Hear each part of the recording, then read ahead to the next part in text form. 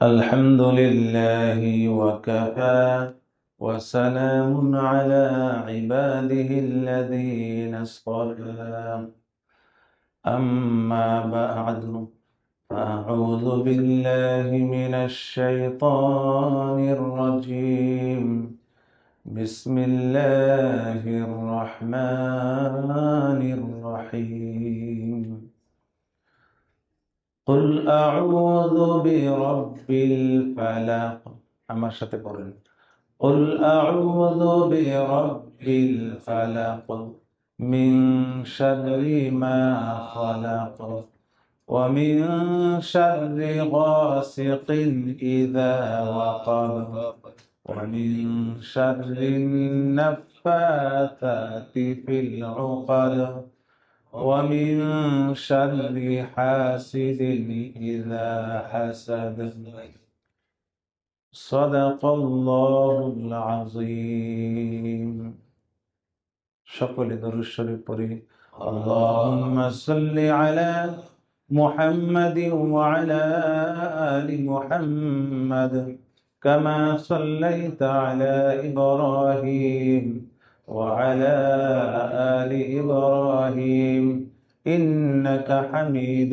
مجيد اللهم بارك على محمد وعلى آل محمد كما باركت على إبراهيم وعلى آل إبراهيم إنك حميد مجيد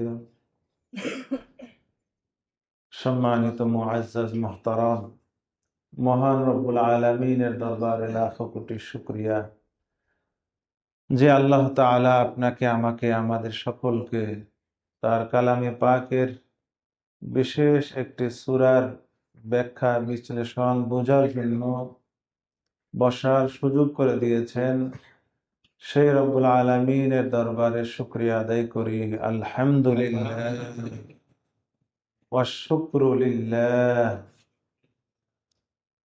ভাইরা আমার, আজকে যে সূরার তাফসীর আমরা করব কেসারে মুফাসসালের শেষের দুই সূরার প্রথমটি সূরা ফালাক। এই সূরা শেষের দুই সূরাকে হাদিসের ভাষায় একাধিক নাম এসেছে। এই দুই সূরাকে সূরাতুল মুআউযিজাতাইন বলা হয়। সূরাতুল মুআউযিজাতাইন অর্থাৎ যে সূরা দিয়ে আল্লাহ তাআলার কাছে আশ্রয় চাওয়া হয়, এমন দুই সূরাকে সূরাতুল মুআউযিজাতাইন বলা হয়।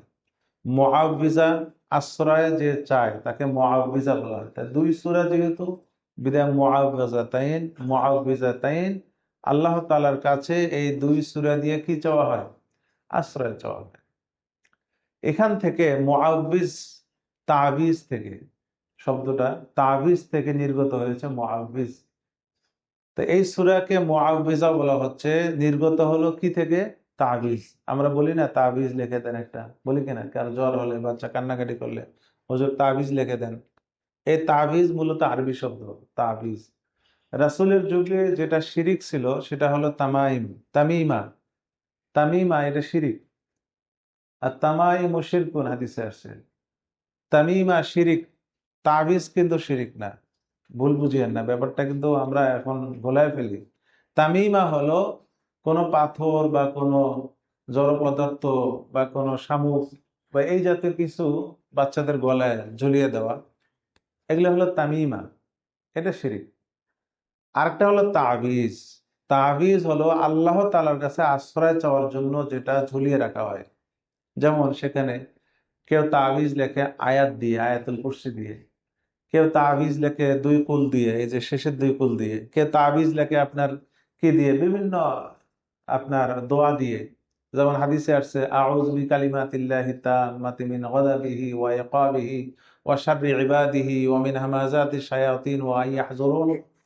অন্য রাওয়ায়াতে আছে ওয়া মিন কুল্লি শাইতান ওয়া হাম্মা ওয়া আইনিল লাম্মা। এই সকল ওজিফা, এই সকল দোয়া হাদিসে রয়েছে। এই সমস্ত দোয়া কাগজের মধ্যে লিখে বাচ্চাদের গলায় ঝুলিয়ে দিলে বাচ্চাদের জিনের আসর কি হয় না, কাজ করে না। দিন তার উপর আসর করতে পারে না। তো এগুলো হলো তাবিজ, চিকিৎসা। এটা হলো চিকিৎসা তাবিজের মাধ্যমে। তাবিজ বলে এই যে তাবিজ, বুঝছেন তো? তাবিজ মানে আল্লাহ তাআলার কাছে কি চাওয়া? আশ্রয় চাওয়ার জন্য যেটা লিখে দেওয়া হয় বাচ্চাদেরকে কোরআন এবং হাদিসে বর্ণিত শব্দ বা বাক্য দিয়ে, আয়াত বা দোয়া দিয়ে, এইগুলো।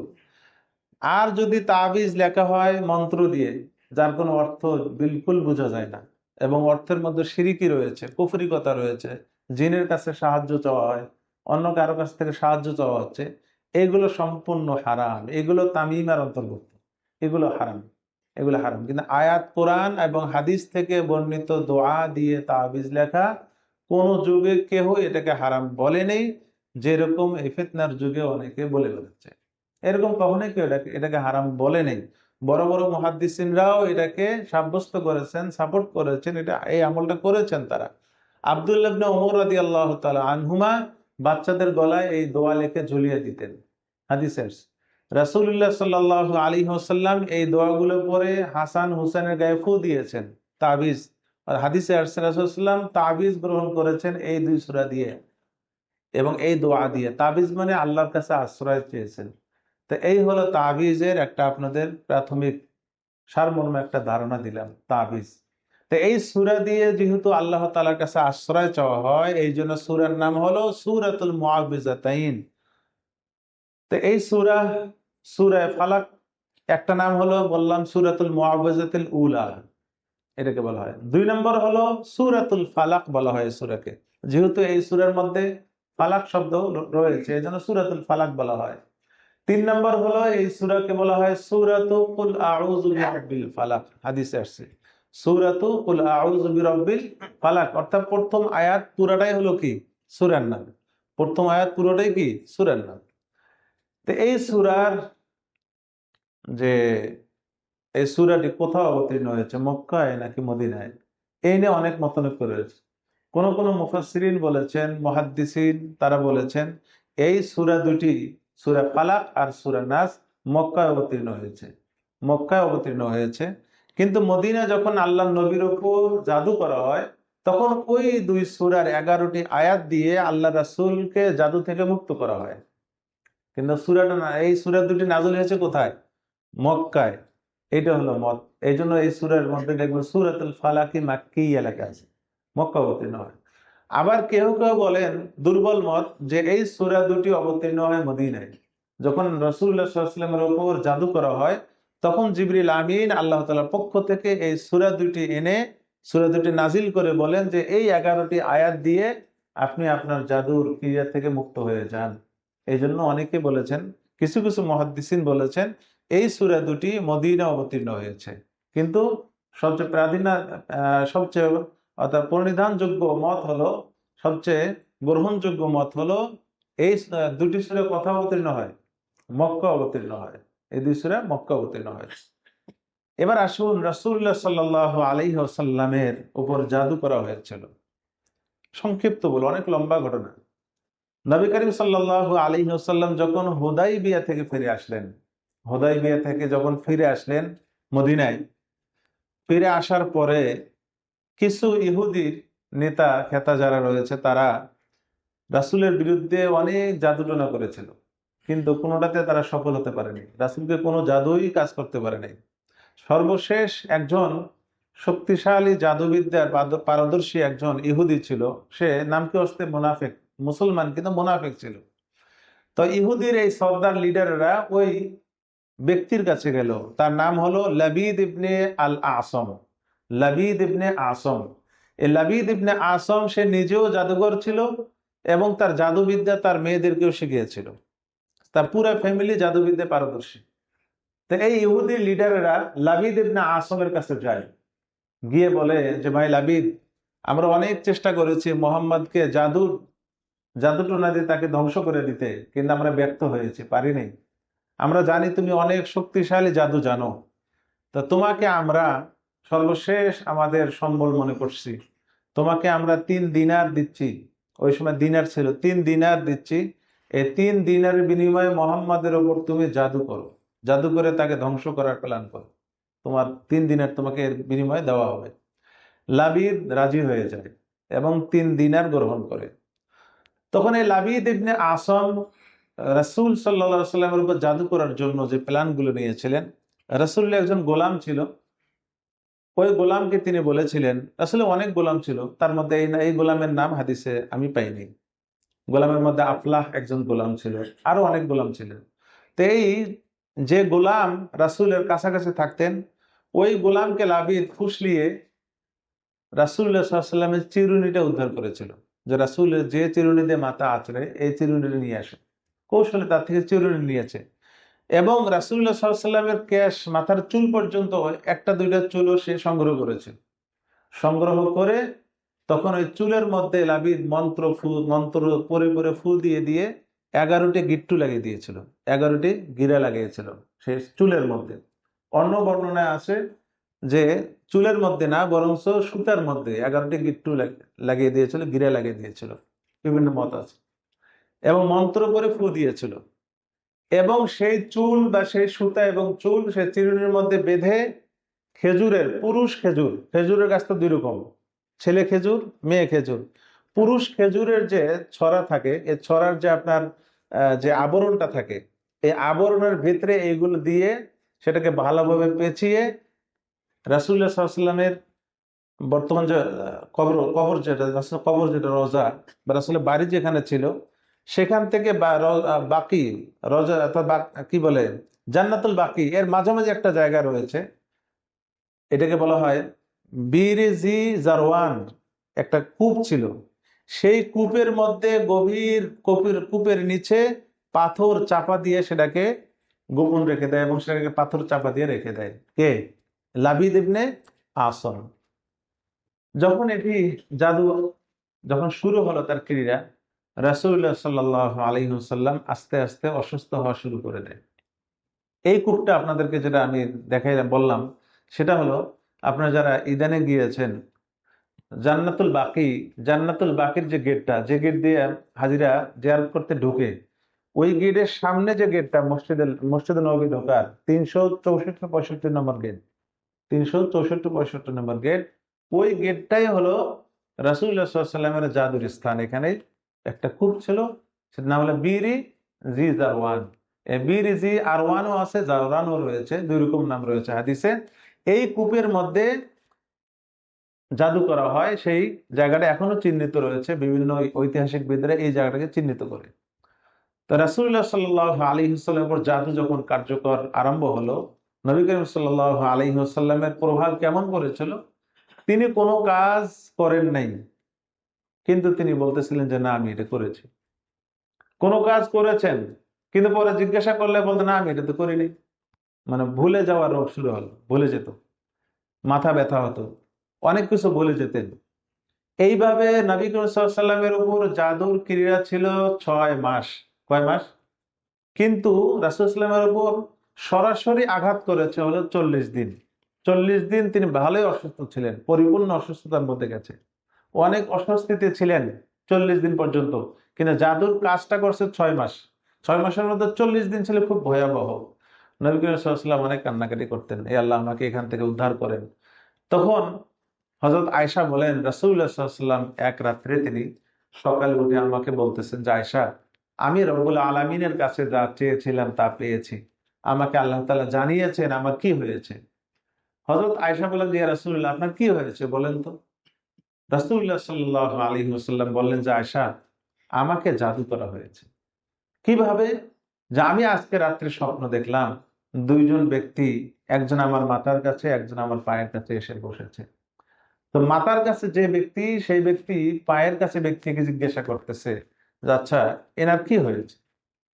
তখন পায়ের কাছে ব্যক্তি উত্তর দিচ্ছে যে এনার যা হয়েছে তাতে এনার চিকিৎসা করতে হবে, চিকিৎসার দরকার। তো প্রথম ব্যক্তি জিজ্ঞাসা করলেন যে কিসের চিকিৎসা করতে হবে। তো দ্বিতীয় ব্যক্তি বললেন যে জাদুর চিকিৎসা, তাকে জাদু করা হয়েছে। প্রথম ব্যক্তি জিজ্ঞাসা করলেন যে কে জাদু করেছে।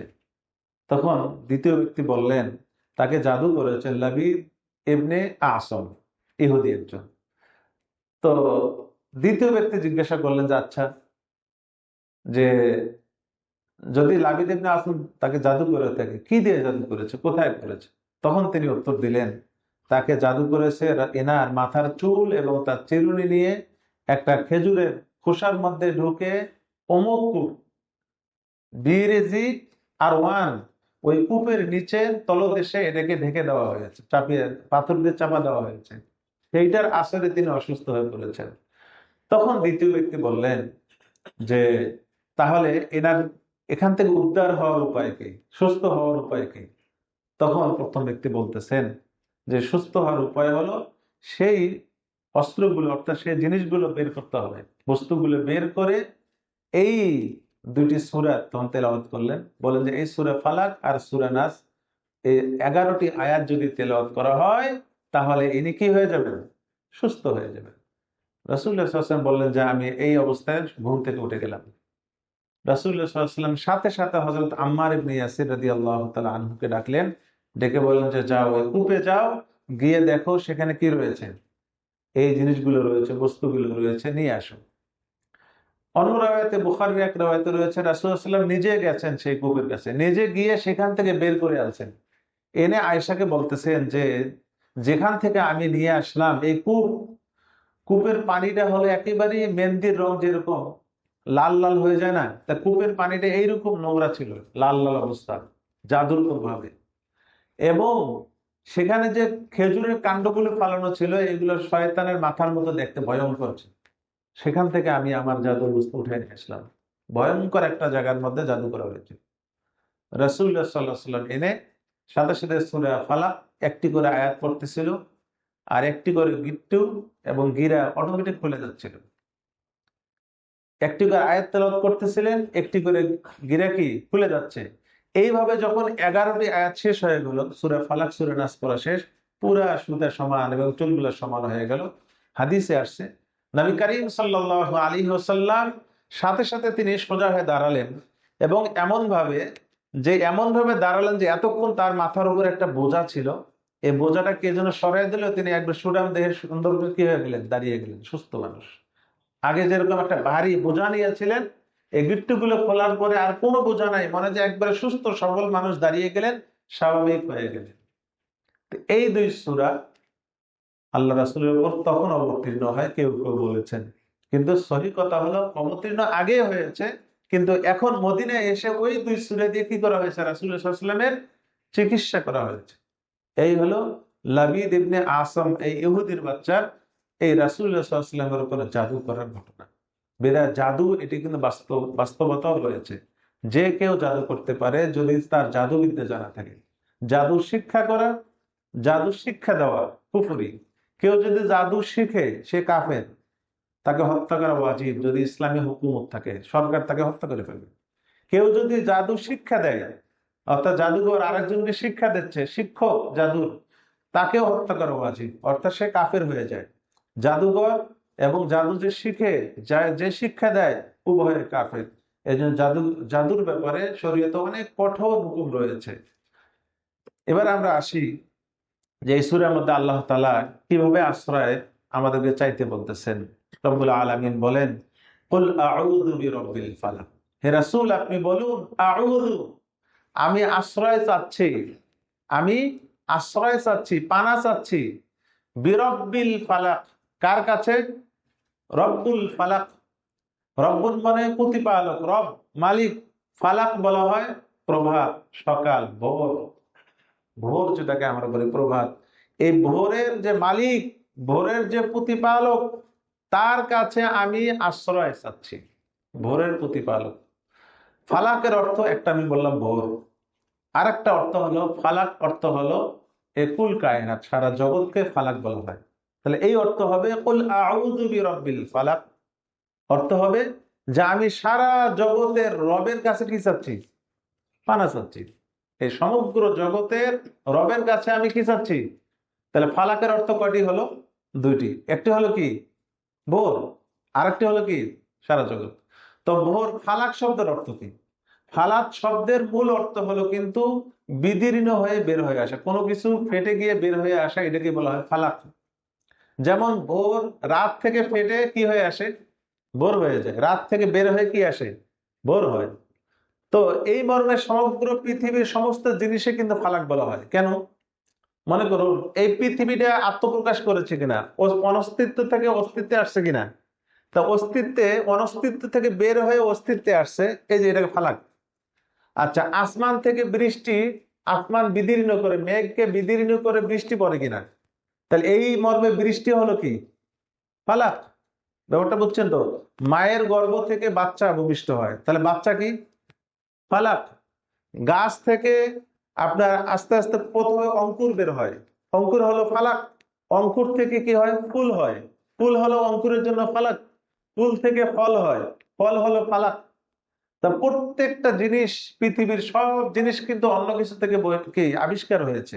তা যে জিনিসটা আবিষ্কার হয়, বের হয়ে আসে, এটাকে কি বলা হয়? ফালাক। এই জন্য ম্যাক্সিমাম ওলামায়ে কেরাম বলেছেন ফালাক এর দ্বারা উদ্দেশ্য হলো সমগ্র জগৎ। অর্থাৎ আমি আশ্রয় চাচ্ছি সমগ্র জগতের রবের কাছে। তো কিসের আশ্রয় আশ্রয় চাচ্ছি? আল্লাহ তাআলা বলতেছেন মিন শাররি মা খালাক, ওই সকল জিনিসের অনিষ্ট থেকে, ক্ষতি থেকে। খালাক, ওই রব যে জিনিসগুলো সৃষ্টি করেছেন, রব্বুল আলামিন যে জিনিস সৃষ্টি করেছেন, তার সৃষ্ট যত সৃষ্টি রয়েছে, এই সৃষ্টির কিসের থেকে? অনিষ্ট থেকে, সৃষ্টির ক্ষতি থেকে। আল্লাহর সৃষ্টির ক্ষতি থেকে, আল্লাহর সৃষ্টির অনিষ্ট থেকে আমি কি চাই? আশ্রয় চাই। কার কাছে? আশ্রয় চাই আল্লাহ তাআলার কাছে। কার কাছে?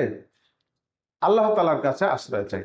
তা আল্লাহ তাআলার যে সৃষ্টি রয়েছে, সৃষ্টি যত রয়েছে সবগুলোর কিন্তু একটা কি রয়েছে? ক্ষতিকর দিকও রয়েছে। আমরা যে ট্যাবলেট খাই, ট্যাবলেটের যেরকম উপকারিতা রয়েছে, আবার কি আছে? ক্ষতি রয়েছে। আচ্ছা, মানুষ যে ট্যাবলেট, যত কোম্পানি ট্যাবলেট বানিয়েছে, ট্যাবলেট গুলো যে কি করে তৈরি করে, এই ট্যাবলেট গুলো কি কারো ক্ষতি করার জন্য বানায় না উপকারের জন্য বানায়? তাহলে এই ট্যাবলেটের মধ্যে কোনো ক্ষতি নেই। কিন্তু যদি ট্যাবলেটকে অপব্যবহার করে তাহলে কি হয়ে যায়? ক্ষতি হয়ে যায়, হয় কি না? তো রব্বুল আলামিন যত কিছু সৃষ্টি করেছেন, সবগুলোর মধ্যে কি রয়েছে? কল্যাণ রয়েছে। কিন্তু খেয়াল করেন, কোন জিনিসের মধ্যে আল্লাহ তাআলা অকল্যাণ দেন নেই। যা সৃষ্টি করেছেন সব কিছুর মধ্যে নিশ্চয় আমাদের জন্য কি আছে। কিন্তু এটা অপব্যবহার করার কারণে এখান থেকে অকল্যাণ, ক্ষতিগুলো বের হয়। তাই এই ক্ষতিগুলো হলো আমাদের আমাদের অপব্যবহার করার কারণে। তাছাড়া আল্লাহ তাআলা সবকিছুর মধ্যে কি দিয়েছেন? কল্যাণ দিয়েছেন। যেমন আগুন, আগুনের মধ্যে কল্যাণ। আগুন দিয়ে আমরা পাকশি করে খাই, হ্যাঁ? আগুন দিয়ে অনেক কিছু হয়, কিন্তু আবার আগুন যদি জায়গায় লাগিয়ে দেন, পুরা সবকিছু ছারখার করে দেবে, চুরমার করে দেবে, পারবে কিনা? তো এই জন্য রব্বুল আলামিনের যত মাখলুক, কোনোটাই অকল্যাণের জন্য নয়, ক্ষতির জন্য নয়, সবকিছু উপকারের জন্য। কিন্তু যদি এটাকে অপব্যবহার করা হয় তাহলে তার থেকে অনিষ্ট, ক্ষতি চলে আসে। তো আল্লাহ তাআলা বলতেছেন যে এই যে আমার মাখলুকের যে ক্ষতিগুলো রয়েছে, তোমাদের কারণে যে ক্ষতিগুলো হয়, এই ক্ষতিগুলো থেকে তোমরা আমার কাছে কি চাও? আশ্রয় চাও। তো আল্লাহর মাখলুকের মধ্যে সর্বপ্রথম যে মাখলুক, যে জিনিস থেকে আমরা মাফ চাবো আল্লাহ তাআলার কাছে, সেটা হলো নিজের থেকে।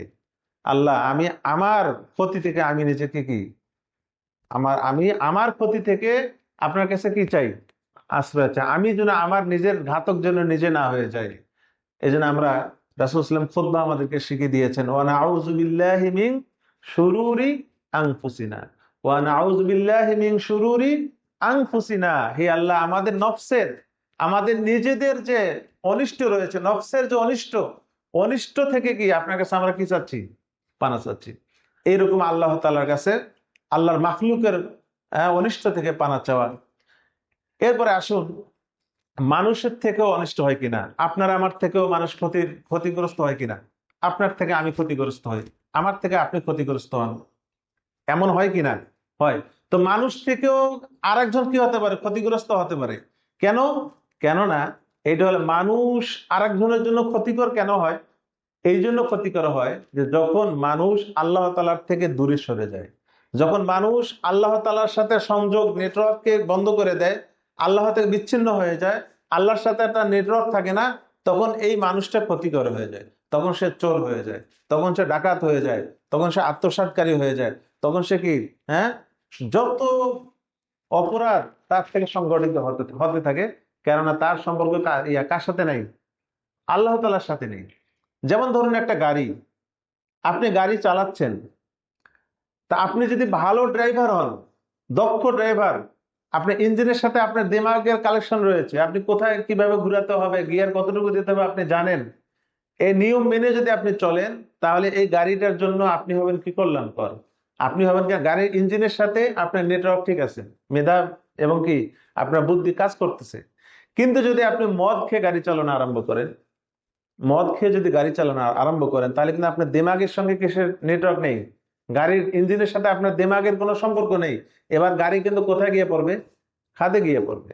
খাদে গিয়ে পড়বে কিনা? তো এইরকম মানুষের সম্পর্ক যখন আল্লাহ তাআলা থেকে কি হয়ে যায়, বিচ্ছিন্ন হয়ে যায়, তখন মানুষের জীবন চালানো অনেক কঠিন হয়ে যায়। তখন ওই মানুষটাই আরেকজনের জন্য ক্ষতিকর হয়ে যায়। তখন আরেকজনের পকেট মারে, আরেকজনের কি মোবাইল চুরি করে, আরেকজনের টাকা চুরি করে, ডাকাতি করে, করে কিনা, জুতা চুরি করে, নামাজ পড়তে এসেও কি চুরি হয়ে যায় জুতা। গত পরশুদিন মানে কয়েকটা মোবাইল চুরি হয়ে গেছে খতমে বুখারীর দিনেই, আমাদের কয়েকজন ভাইয়ের, হ্যাঁ, পকেট থেকে মোবাইল নিয়ে গেছে। আসছে তো মসজিদে খতমে বুখারীতে, হ্যাঁ, মূল্যবান জিনিস সেখানে থাকে, কত ফাইল, কত সুন্দর পরিবেশ। আল্লাহর বান্দা আসছে, হয়তো মাথায় টুপি টাপি দিয়ে আসছে আর কি, হ্যাঁ, মানুষজন মনে করে যে কি দিনদার।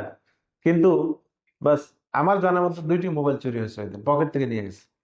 একটা মসজিদ থেকে নিয়েছে, আর একটা হলো গেট থেকে, পকেট থেকে নিয়ে গেছে।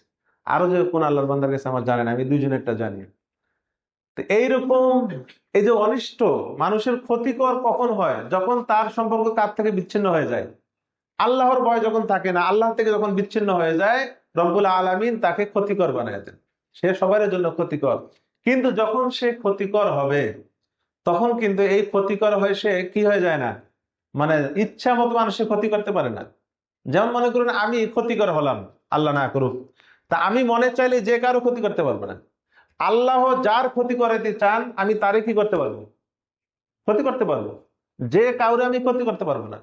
আল্লাহ যদি আমার চান যে আমার দ্বারা আপনার ক্ষতি করাবেন, শুধু আপনারটাই করাতে পারবেন, আরেকজনের ক্ষতি আমি করাতে পারবো না। কিন্তু আল্লাহ তাআলা আমার দ্বারা যে আপনার ক্ষতি করালো, নিশ্চয় আপনার কোনো গুনাহ থেকে ক্ষতিটা হলো। আবার আমার থেকে কিন্তু আল্লাহ তাআলা বদলা নেবেন, কেন আমি আরেকজনের কি করেছি? ক্ষতি করেছে। আমি একটু গভীরের কথা বলছি আপনাদেরকে, একটু অনেক গভীরের কথা বলছি। তো এই যে মানুষ যখন আরেকজনের জন্য ক্ষতিকর হয়, তখন আল্লাহ তাআলার আয়ত্তে, আল্লাহর হাতেই সে তার কন্ট্রোল, রিমোট কন্ট্রোল আল্লাহর হাতেই থাকে। আল্লাহর রিমোট কন্ট্রোল দিয়ে সে আরেকজনের ক্ষতি করতে থাকে, আরেকজনের ক্ষতি করতে থাকে। এরপরে আসুন, এরকম ক্ষতি মানুষের থেকে যেরকম হয়, তদ্রূপ এই ক্ষতিগুলো জীবজন্তু থেকেও হয়। সাপের থেকে ক্ষতি হয় কিনা মানুষের? সাপ মানুষকে ক্ষতি করে কিনা? আচ্ছা, কিন্তু সাপ কখন ক্ষতি করে? যখন বাহিরে চলে আসে সাপ, গর্ত থেকে বের হয়ে আসে, তখন সাপকে মারার অর্ডার আছে, কারণ সে ক্ষতিকর। ক্ষতিকর জিনিসকে মারার কি আছে? কারণ সাপের তো বাইরে আসার অধিকার নেই, তুমি ভেতরে থাকো, মানুষের লোকালয়ের বাইরে থাকো। যখন লোকালয়ে চলে আসে, হাদিস বলে যে সাথে সাথে হত্যা করো, কেন সে এখন কি হয়ে গেছে তোমার জন্য?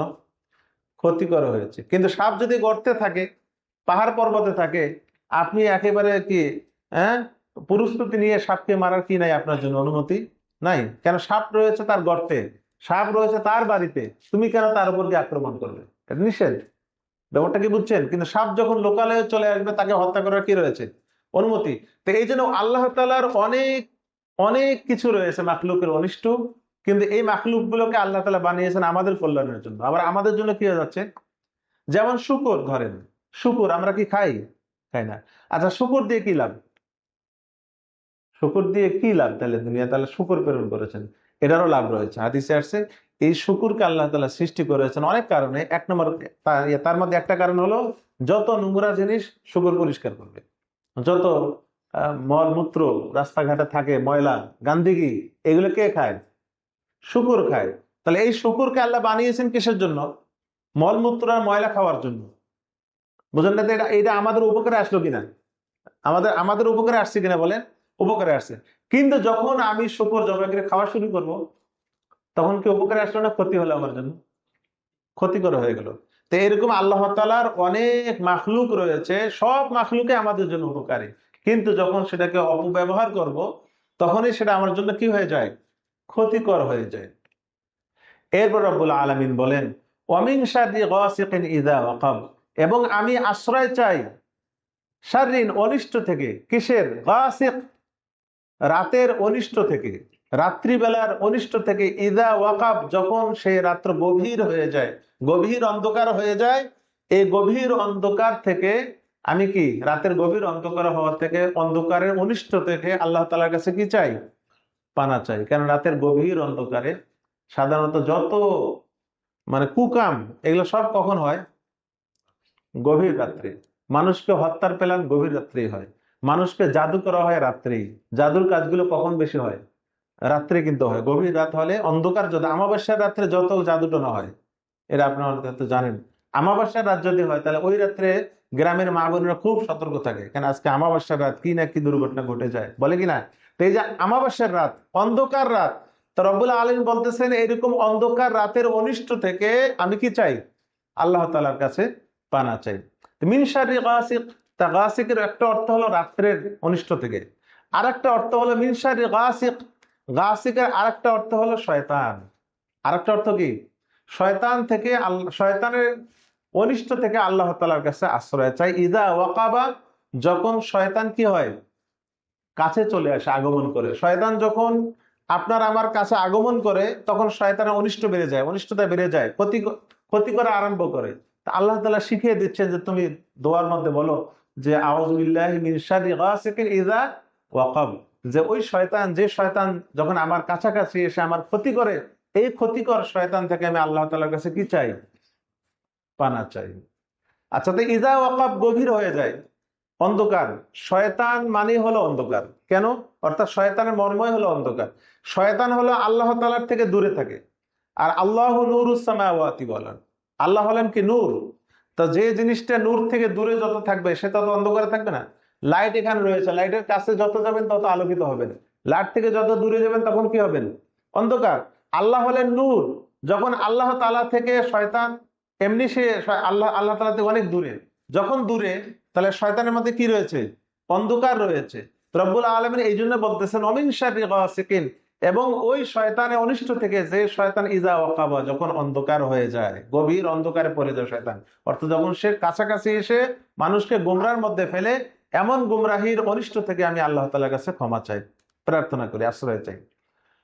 ওয়ামিন শাররিন নাফাসাতি ফিল উকাদ, এবং আল্লাহ তাআলা বলতেছেন যে আমি আশ্রয় চাচ্ছি মিন শাররিন নাফাসাত, ওই সকল নারীদের অনিষ্ট থেকে যারা ফু দেয়, ফিল উকাদ, গিরার মধ্যে। লাবিদ ইবনে আসমের মেয়েদের মাধ্যমে সে এই জাদুটা করিয়েছিল। সে নিজেও একজন পাক্কা জাদুঘর ছিল, তার মেয়েরাও জাদুঘর ছিল। সে মেয়েদেরকে নিয়ে এই জাদুটা করেছিল। কার বিরুদ্ধে? রাসূলের বিরুদ্ধে।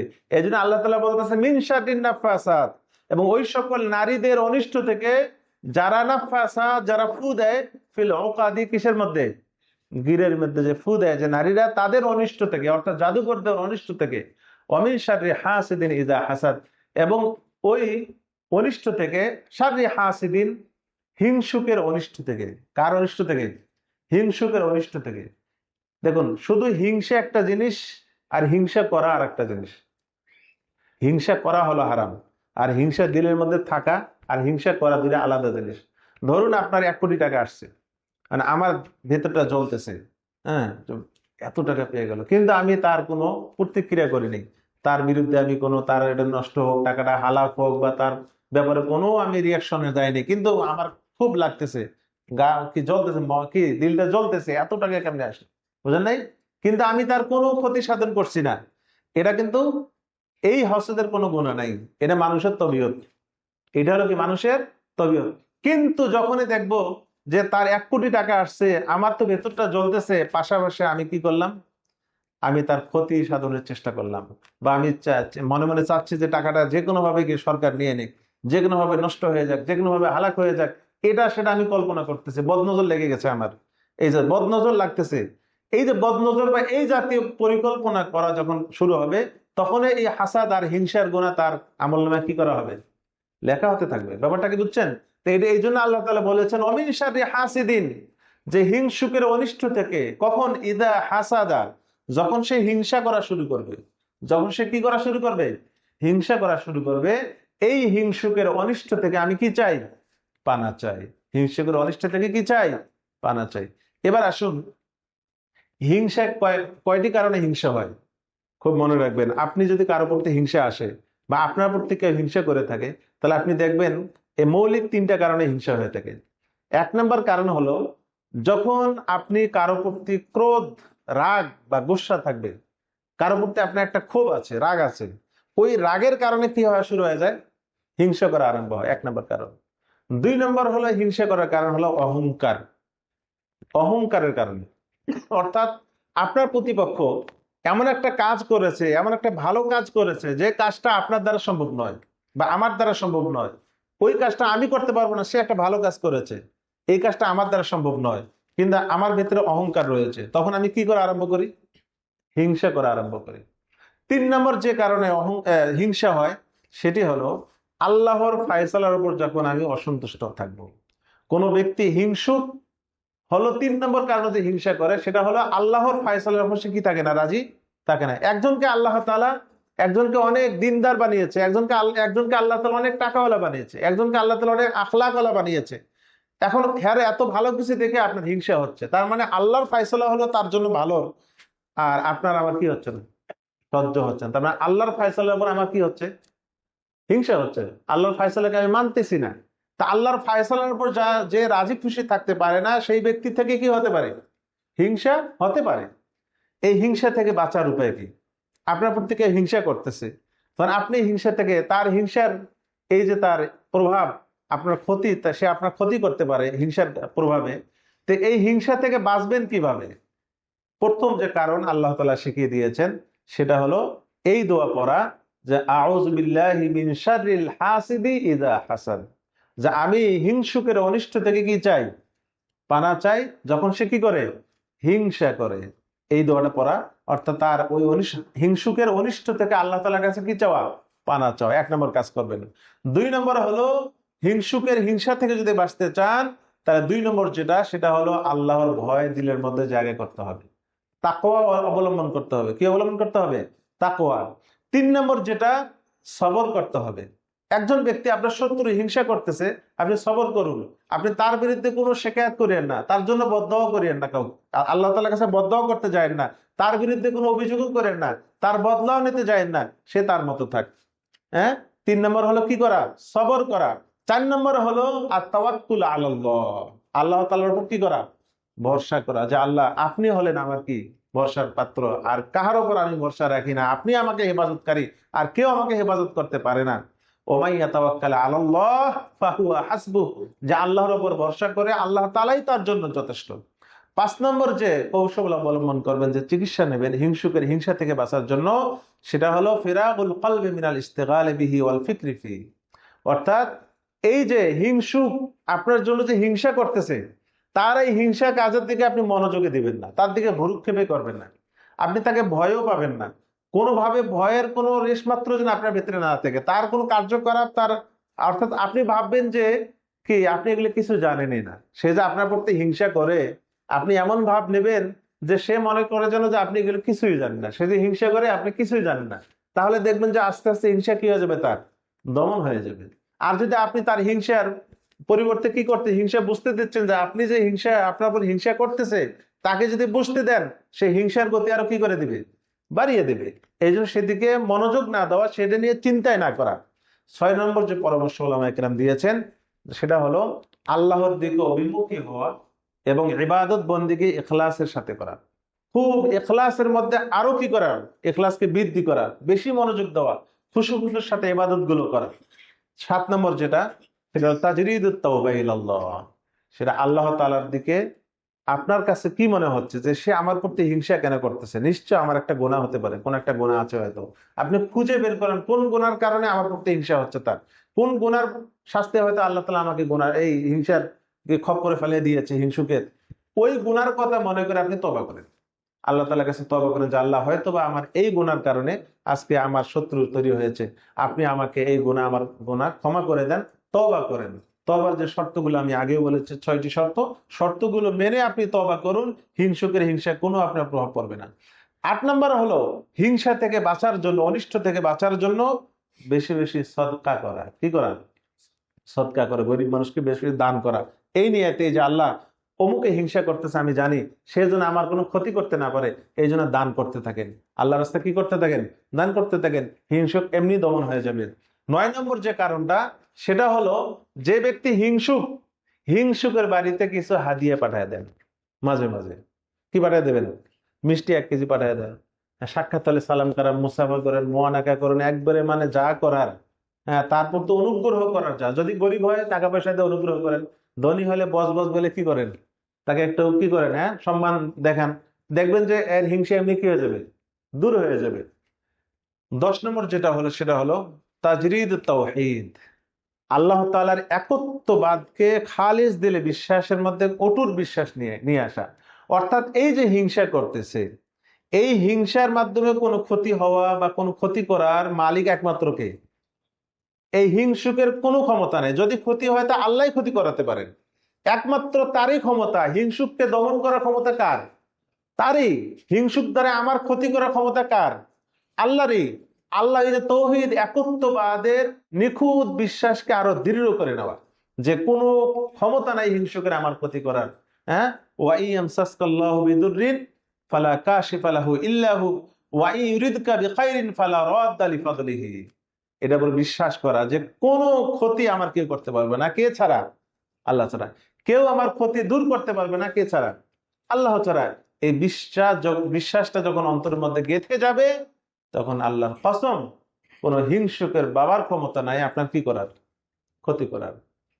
আর একটা সূক্ষ্ম জিনিস আপনাকে জানাই, আসমানের মধ্যে সর্বপ্রথম যে গুনাহটা, অপরাধটা সংগঠিত হয়েছে সেটা হলো এই হিংসা। আসমানের সর্বপ্রথম যে গুনাহটা হয়েছে সেটা কি? হিংসা। আবার এই জমিনের মধ্যে সর্বপ্রথম যে অপরাধ, যে নাফরমানিটা হয়েছে সেটা কি? হিংসা। আসমানের সর্বপ্রথম নাফরমানি হিংসা কি? ইবলিস হিংসা করেছে কার বিরুদ্ধে? আদমের বিরুদ্ধে। আবার জমিনে আসার পরে সর্বপ্রথম যে অপরাধটা সেটাও কি? হিংসা। কেন? কাবিল কাকে হত্যা করেছে? হিংসার বশীভূত হয়ে তার ভাই হাবিলকে কি করেছে? হত্যা করেছে। এই দুই অপরাধ সর্বপ্রথম, পৃথিবীর প্রথম অপরাধ হলো হিংসা। আর আসমানের প্রথম অপরাধ কি?